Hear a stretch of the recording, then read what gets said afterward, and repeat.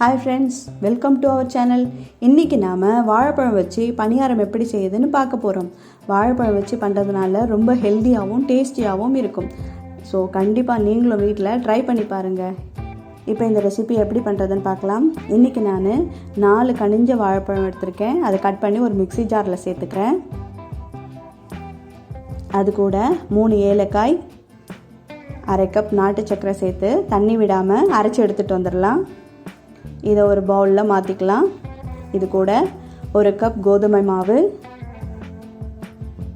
1/2 cup அரிசி மாவு,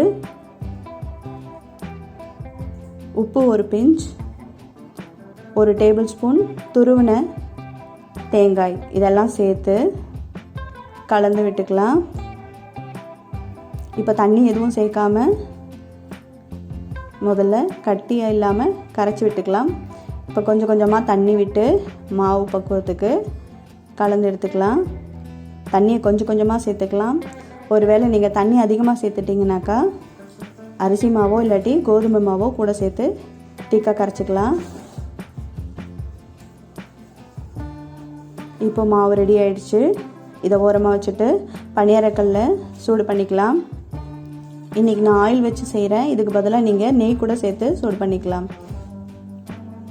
இப்போ எண்ணெய் சூடானதும் நம்ம ஆல்ரெடி ரெடி பண்ணி வச்சுருக்கிற மாவை இதோட கொஞ்சம் கொஞ்சமாக சேர்த்துக்கலாம்.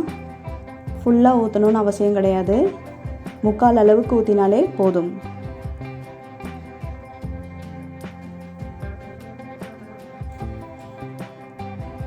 இது வெறும் 10 நிமிஷத்துலேயே செய்யக்கூடிய ஈஸியான ரெசிபி.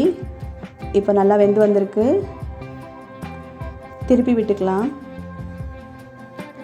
ஒரு டீ போடுற டைம் கேப்பில் இதை நம்ம ஈஸியாக வீட்லேயே செஞ்சிடலாம். ஹெல்த்தியானதும் கூட. இது பனானா ஃப்ளேவரில் நல்லா வந்திருக்கு, வாசனையாக இருக்குது. வாழைப்பழ பணியாரம் ரெடி ஆகிடுச்சு. இப்போ சுட சுட ஒரு டீயோட இதை சர்வ் பண்ணலாம். நல்ல ஃப்ளேவர்ஃபுல்லான ஹெல்த்தியான டேஸ்டியான ரெசிபி. ஈஸியாக சிம்பிளாக செய்யக்கூடியது. ஸோ நீங்களும் வீட்டில் இதை ட்ரை பண்ணி பார்த்துட்டு எப்படி வந்திருக்குன்னு கமெண்ட்ஸில் என் கூட ஷேர் பண்ணுங்கள். நம்ம வீடியோவை லைக் பண்ணுங்கள், ஷேர் பண்ணுங்கள், சேனலை சப்ஸ்கிரைப் பண்ணுங்கள். அடுத்த வீடியோவில் பார்க்கலாம். பாய்.